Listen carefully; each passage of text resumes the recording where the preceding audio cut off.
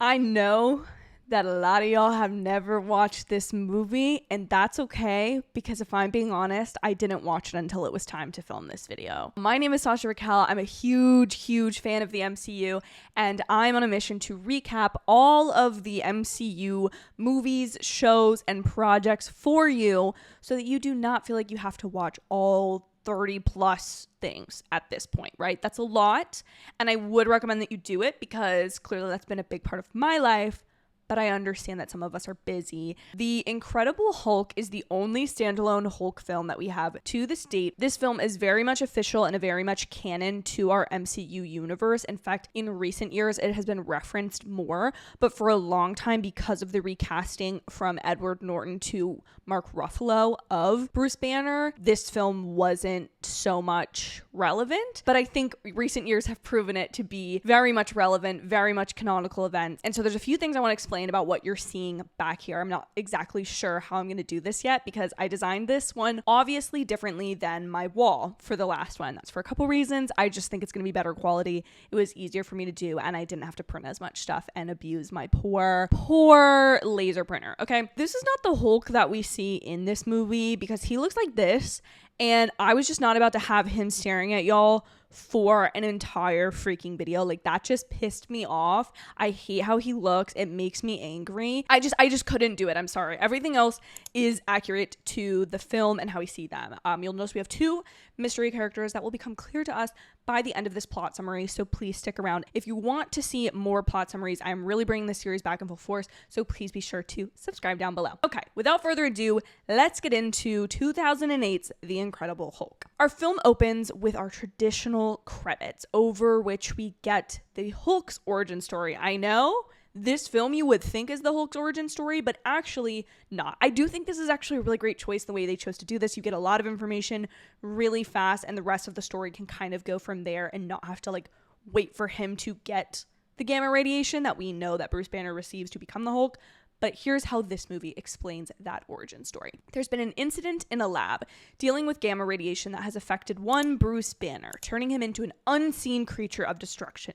This is really great. They don't show us the Hulk quite yet, which I think builds a lot of suspense for the opening act. He attacks a mustached military man by the name of, get this, General Thaddeus Thunderbolt Ross. I got that one through. And a young woman named Elizabeth, who Bruce seems to have had a relationship with. We get flashes of important documents, including a Jeep-like design with the Stark Industries logo on the side of it. So we're like, okay, there's some type of science government collaboration going on. Okay, collab, the government and science people, Tony's dad or Tony and the government. We love it. We've seen it before. That definitely wasn't bad last time. And we also see a piece of paper referencing Nick Fury. So if you are going into the theaters in 2008 and already knowing that these two are comic book related, you are now for the very first time witnessing the early connections of the MCU. Like, we are referencing things that were introduced to us under the last movie. Oh, I totally forgot to go over what the different lines mean in my little diagram because I did make them different colors intentionally. Yes, I know. Thank you so much. Please hold the applause. Let me just get into this. I know it's amazing. So we have black, which signifies some type of like loose alliance. And then we have pink, which is a romantic relationship. Yellow, which is a family relationship. Cool. Good. After this intro, we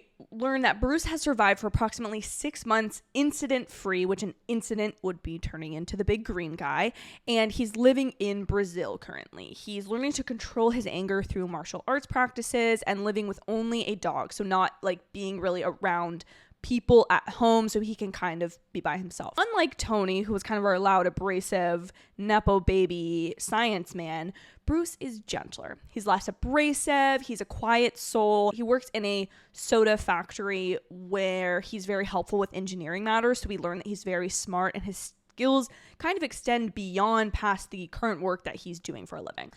While he's working in this factory, however, he cuts his hand and a drop of his blood lands on the conveyor belt and he rushes to clean it. So immediately we learn when the Hulk bleeds, bad things are going to happen. Just ask Miss Jennifer Walters, whose look I am trying to emulate with my very curly hair today. That's not for now, though. You've never heard of Jen Walters at this point in the MCU, okay? Just wipe that from your memory. You do not you do not remember. Bruce rushes to wipe up the blood, and he wipes up most of what he can see on the conveyor belt, but a drop got into a bottle of soda that is headed for the United States. Back at home, Bruce is attempting an experiment to cure his blood of this gamma radiation. So we learn that he's not happy with this other side of himself, that he doesn't want this. He sees this as a burden and a curse and not any type of gift or like, I'm going to be a superhero now. The experiments aren't working, and we learn very quickly he's been doing several of these experiments, and next to his laptop on which he's kind of running the data, we see a framed photo of Elizabeth Ross. And then he starts contacting a Mr. Blue, and you immediately are like, well, you just looked at this photo of her before replying. Is Mr. Blue Elizabeth? Question mark. Mr. Blue asks for another blood sample, which Bruce sends back to the United States. Back in the US, General Ross is informed that a man has died after drinking the contaminated bottle of soda, which is a really great Easter egg because the man who drinks it is none other than Mr. Stan Lee, one of the huge creators of the Marvel Universe, one who is an Easter egg in so many of these films. I'm going to try to start pointing him out because I don't think I did that in the Iron Man one. So here's him in Iron Man, just so that you can see him. But in this one, he is the man that drank the bottle of soda. General Ross therefore decides to send Emil Blonsky, a highly effective military operative, to Brazil to not only find but to capture Bruce and bring him back to the United States. Unaware, Bruce converses with Mr. Blue, who tells him that he just simply needs more data. Bruce goes to bed, kind of frustrated that he's getting nowhere with these experiments, and as he sleeps, Blonsky arrives in Brazil and starts to move in on Bruce's location. However, Bruce is already on the run. Just to prove how like kind of weirdly sketchy and how much we're not supposed to like Emil Blonsky, he shoots Bruce's dog. What a monster. Like, to jail. Immediately jail. While running from Blonsky, Bruce is caught by a factory worker who he previously had an altercation with. His heart rate starts to raise to 200 beats per minute, which is when he turns into the Hulk. Bullets cannot pierce the Hulk's skin. Sparks in the factory do not burn him. They don't affect him at all. And he tosses bodies left and right as if it was lifting a finger. To demonstrate the strength and the brutality of the Hulk, we have this crazy fight scene in this factory. Blonsky and his men, realizing how extreme the force of the Hulk is, they abort the mission. However, he did manage to grab Bruce's laptop and the photo of Elizabeth, and he brings them back to General Ross. Blonsky then tells General Ross, hey, I want to go back, but I need a more robust operation. Like, there is no way me and a few skillful tactical men are gonna get this guy. Ross then reveals to Blonsky, hey, I've been working on uncovering this kind of secret project. There's a sub program from World War II that people were experimenting on other people to create super soldiers. I wonder if we'll ever find out the story of one of these super soldiers. That would be crazy, right? Apparently, Banner used to be part of this sub-program. They were working on the radiation resistance of the super soldier program, and when he tested these things on himself, that's how he created the Hulk. And Blonsky kind of, with envy, kind of mentions I would love to combine my military expertise with this kind of super soldier material or whatever the Hulk has. You see him not witness the Hulk as this thing of this is horrible, I don't want to be around this at all. He wants to go in and capture this because he sees this as an enviable position to be in, which is puts him in contrast with obviously how Bruce sees his situation. Blonsky specifically mentions that he'd like a more physically powerful body. Bruce is now back in the States undercover. Not captured, he's sneaking around, and he's searching for Dr. Elizabeth Ross, who has a new boyfriend. That's how we're introduced to her. She's not exactly Pepper. I'm just going to put this out there now. Also, Miss Elizabeth Ross, to this date and time, has not returned to the universe. So, sending my love to Miss Lizzie so that she can come back. We learn that Bruce is here for data to help with the creation of a cure, right? This man has a single mission. He's basically they want to get me for the Hulk. If I can just get rid of the Hulk, I'll be kind of free. I can have a normal life. I won't have to worry about, getting too angry or excited that my heartbeat raises to 200 beats per minute and I turn into the green guy. Meets a sweet old man who he used to know named Stan, and Stan gives him a place to stay. Not Stan Lee, different Stan. Bruce finds that there is no data left regarding his experiment going wrong in the gamma data, so he believes that the government has kind of wiped what this university or where he either used to work or teach or blah blah blah, where the experiments were ongoing, has taken this data and kind of hidden it. They've gaslit Bruce here a little bit. Gaslight gatekeep girl boss. In every one of these movies there's a gaslight gatekeep girl boss, okay? There's always one. And when he comes comes back to Stan. So he's staying at Stan. So he leaves to go to the university, find the data. There's nothing. He comes back to Stan's, and Betty has a new boyfriend there, right? We referenced this. We've been told that Betty has a new boyfriend by Stan, but we actually see the new boyfriend, and the boyfriend is Phil Dunphy. What was Phil Dunphy getting up to before he met Claire in 2008? This is crazy. This was wild for me to experience Phil Dunphy in the MCU. Phil Dunphy is canonically in the MCU. His name is Leonard, which just makes sense. And Bruce kind of runs away. He has Stan kind of gaslight Betty, because Betty's kind of like, wait a minute, Bruce, is that you? And Bruce is like, no. He's trying to hide from Betty. He doesn't want Betty to know he's there. But the MCU girlies never go, oh, okay. They never just settle. They are always relentless when searching for the answers. So Betty follows Bruce into the rain. She's like, I know that that's Bruce. She begs him to come with her. Like, please, like, I need to talk to you. Please, it's been so long. Like, please. The two hug in the rain. It's actually really sweet and romantic. And then we find out that Betty actually has a copy of this data. So like, woohoo, let's go, Betty. Let's go, Betty. Thank you, Betty. And so back with, Daddy Ross, General Ross, we learn that he's chasing Bruce because he wants to dissect his DNA, not to capture him, not to hide him away as like a government experiment gone wrong, but to replicate his DNA and use it to create more super soldiers. He saw this undisclosed, has not been referenced, wonder if we'll ever get that movie, government project from World War II, and he's like, oh, we need more of this. Ross goes into this like industrial fridge in like their SHIELD government facility and pulls out a blue serum. The blue serum comes out of a canister that has a Stark Industries protection vault. So we start to think that, wait a minute, World War II, who else did we learn worked in World War II, possibly with one Dr. Robert Oppenheimer? I'm seeing the threads come together here. I am. They have this really nasty scene for people who don't like needles like moi, where they inject Blonsky with a low dose of this super soldier serum, this limited thing they have access to that they're trying to bring back. And they use this huge epidural needle, and it's like horrifying to watch, honestly. Betty and Bruce are still on their mission to dissect this data and kind of get it into, I think there's a machine they have to use at the universe. I don't know. This kind of like feels like a whatever plot. Anyway, sorry, I need to keep my personal opinions about the films to myself. But Bruce spots some military personnel, people in uniforms. Basically, they're at the campus with the military officials. They know that Bruce is there. Somehow, they know that he's there. There's a huge tank rolling onto campus. And Betty, again, this is where she's not Pepper, runs in front of the tank and screams, "Dad, no!" And like that's when you like kind of officially put together that they're related, but there's also not like a huge reveal. Like everybody else knows that they're related, so it's just kind of like a okay, moving on. Blonsky now with the super soldier serum and Bruce transforming into the Hulk, head to head, but Blonsky is literally no match. Like the super soldier serum has done effectively nothing for him to defeat the Hulk. Basically, he defies orders that General Ross is giving him because General Ross is like, oh no, I'm not gonna run over my daughter, like let's fall back. Blonsky is like, no, I need to capture this beast. Very Gaston-esque, if you will. And he gets smashed to a pulp. Like this man is so obsessed with beating the Hulk that he basically gets turned into like a piece of paper. Like that's how floppy his body is in this scene, okay? The gunships start raining down on this college campus, and Hulk leans over Betty and protects her. And then randomly, Phil Dunphy, aka Leonard, is there for no other reason other than to just basically look at the Hulk and be like, oh crap, like if I were to stand over Betty, like the bullets would have gone through me and she would have died.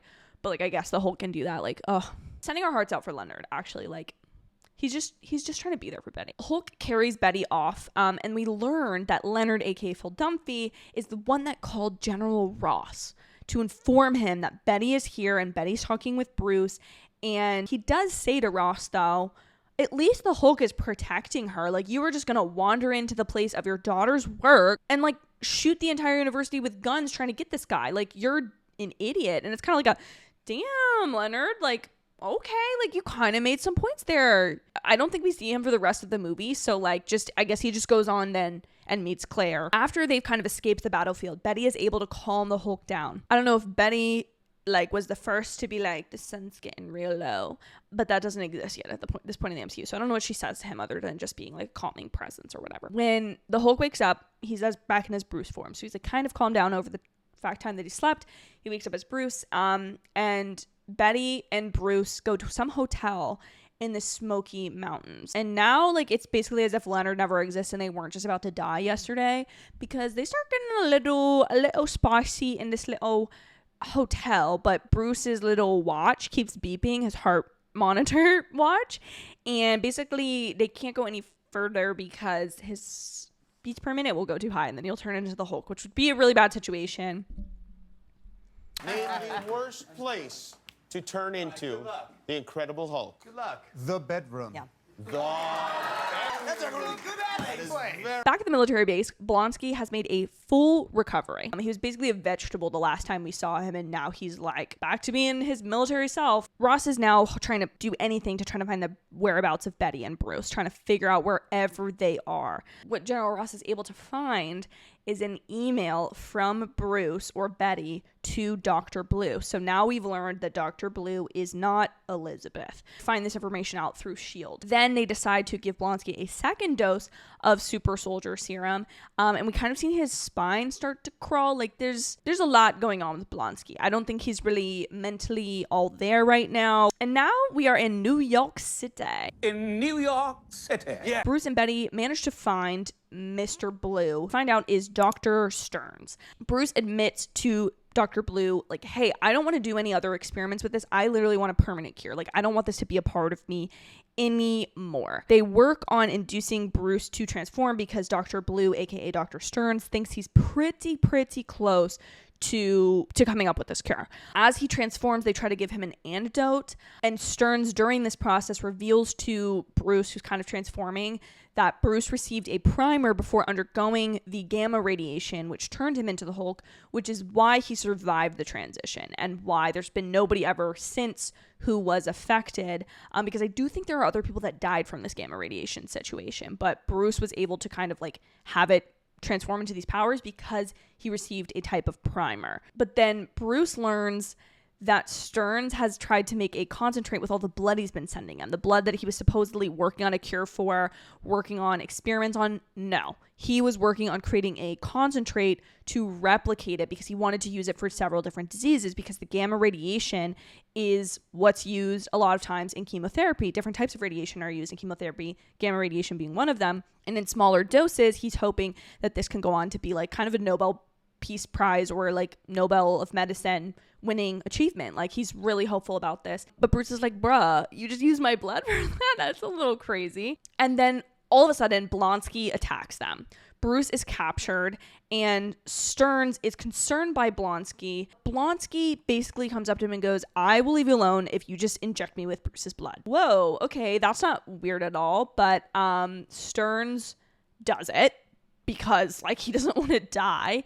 And it's implied that the reason that Blonsky is able, I don't think this is explicitly explained, but the reason that Blonsky, after we know now that other people would have died, like so does Stan Lee, after drinking the infected blood, the reason that Blonsky can receive the injection and not meet the same fate is because of his super soldier serum. So there's a kind of connection here between the Gamma Radiation Project, the uncovering of the World War II super soldier program, and now what has been created in Emil Blonsky. And if you know, well, no, we haven't gotten to the super soldier serum, so I'll save that for later. A drop of Blonsky's blood also lands in a little cut that Stern has. Uh-oh, he doesn't have the primer, and he begins to transform into something we don't see in the background. And I don't know if this was, I don't have anywhere else in my notes that this appears again, so I don't know if this was a setup for like a potential sequel or if they wanted to bring this back somehow, but nothing happens. I don't know if he just dies. If you know, let me know in the comments below. Ross is informed that the Hulk is now in the streets, but wait a minute, Bruce was captured by the government and is in a plane with General Ross, and actually Bruce is playing footsie right now with Betty. Bruce in this movie is so unserious. I just don't think they did the Hulk well. Like, I get that you're trying to make it like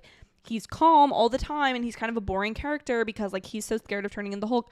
I get what they were trying to accomplish, but they really didn't do it here. And I like Edward Norton in other roles, but I just think he was the wrong choice for the Hulk, for Bruce Banner overall. I don't think you get, other than kind of like the quick engineering thing in this movie, you really don't get the implication that Bruce Banner is actually this crazy intelligent individual. Like, he's kind of just on this hunt for this data all the time and like doesn't have any type of indication that this guy was screwing him over using his blood.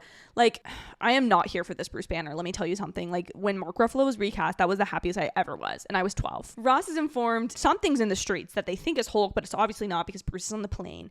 And instead of Hulk, we learn that it's Blonsky, and Blonsky is wreaking havoc on New York City. And this is where we learn that injection of Bruce's blood has worked on him, and we meet Abomination. I don't know that he's named unless somebody goes, "It's an abomination, babes," and like that's where he gets his name. I don't really know. Bruce, who now like has gotten this antidote, thinks he's gonna have this wonderful life with Betty, kisses her and jumps off the plane. And you're like, sir, wait a minute. And you see him fall and he's just a human. So you're like, oh crap, bro, you asked for this permanent cure, and guess what? You're about to die. And also, like, isn't that every girl's dream to just have a man like kiss them and jump off a plane so that he can turn into like a disgusting green monster to fight another gross, slightly less green monster? Like, honestly, Betty deserved a little bit better. That's all I'm gonna say. Bruce is just hoping against all hope at this point that he transforms, but he crashes into the ground. And you're like, oh, this is the worst ending to a superhero movie ever. But then a green hand claws its way out. The Hulk has emerged. It didn't work. Yay, it didn't work. Bruce is just gonna have to suffer in this dual personality forever. There'll never be a cure. Nothing will ever make Bruce's life better.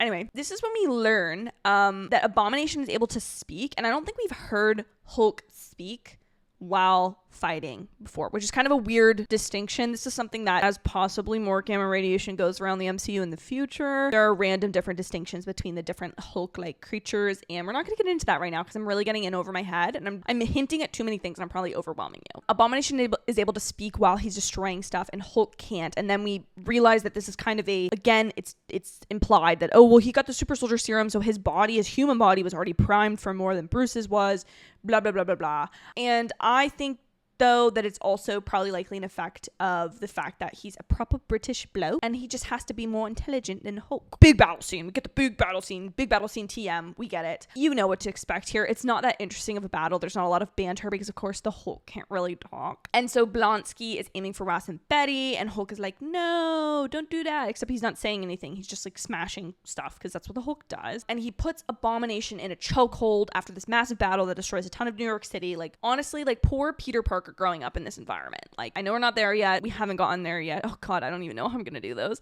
New York's destroyed, pretty much. A good bit of New York is destroyed. He puts Abomination in a chokehold. Betty stops him, runs over and goes, no, Bruce, no, because they can't have him be a murderer, I guess. I mean, that's fine, but also, like, Emil Blonsky is very much killing other people, so, like, I don't know, this makes sense. These are the only two Hulks that you have right now. Like, maybe let one take the other. I'm not implying that I support anything. I'm just saying, like, girl, like, come on. Hulk smashes, Hulk yells, and Hulk stops fighting because he loves Betty too. Okay, that's what you need to know by the end of this film is Bruce loves Betty, but Hulk arguably loves Betty more because Hulk wipes Betty's tear away. Betty's crying. I don't know when the plane landed because they were trying to be attacked, but again, this movie's not fresh for me. Hulk wipes Betty's tear away, says Betty, his first and only word, and runs away. Everyone is too stunned to speak, to do anything about it. They just let him run off into the wilderness. Like Harry and the Hendersons are just like, he just runs away. He's just gone. We see Bruce in British Columbia sometime later. We learn that he's meditating and he turns into the Hulk on purpose.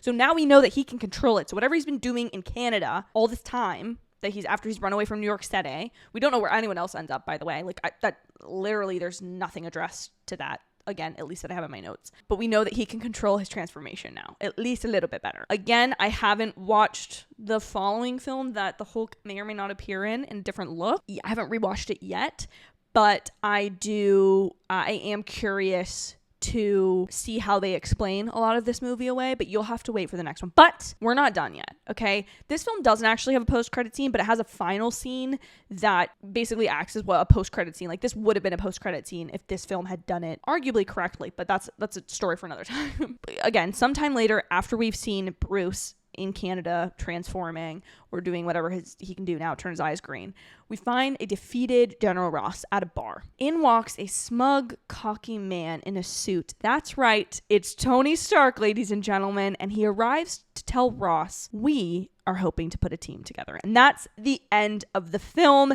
Again, like I said, this scene effectively functions as the post-credit scene. It's just a part of the movie. I kind of already said in the beginning, but I've never watched this film prior to creating a script for this. Like, watched it once for this, although there have been a lot of references recently to this film. I feel like the essential elements of it, you basically understand if you understand the general Hulk story. And like a lot of these characters, like Elizabeth Ross, haven't really come back to play in a significant way for the Hulk because of kind of the split ownership of the Hulk. And that's something I'd love to do a video about at some point. It's kind of like the different IP of the MCU and where it's kind of spread out and why we haven't seen certain things. A lot of these films set up Tony Stark to be really the important character that he later becomes in the MCU without spoiling anything. And I think this one kind of really reinforces that. And I also think there are a lot of characters that are not only in current, more recent MCU projects, but in upcoming ones. Like General Ross, the actor that played him in this film and many others, unfortunately passed away, but Harrison Ford is going to be playing the same character in the upcoming Thunderbolts movie. Emil Blonsky was most recently in She-Hulk. Obviously, Nick Fury and Tony Stark pop up a couple more times, and then Bruce, of course, is played by a different face, which we won't get into now. I do think it's important, therefore, like that we make this kind of foray down this path that I, for one, had previously discarded. I don't know if there are a lot of original stands of this film the way that there are for like the original Spider-Man films.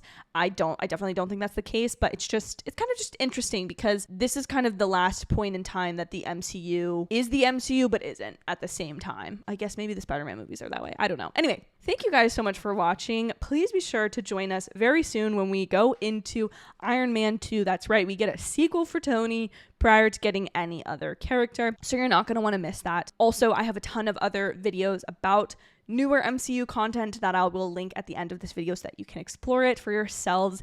Thank you guys so much for watching. I hope you have an absolutely amazing day or night, and I will see y'all in my very next video. Bye, y'all.